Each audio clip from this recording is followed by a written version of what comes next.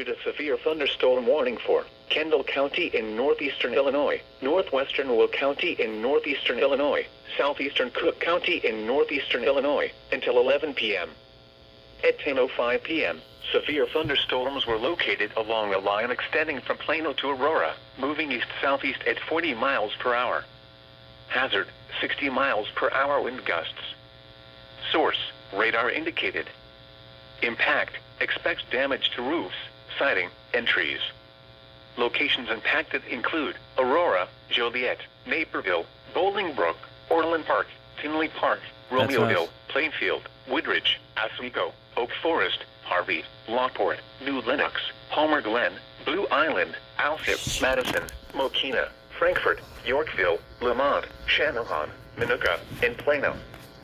For your protection, move to an interior room on the lowest floor of a building. Torrential rainfall is occurring with these storms and may lead to flash flooding. Do not drive your vehicle through flooded roadways.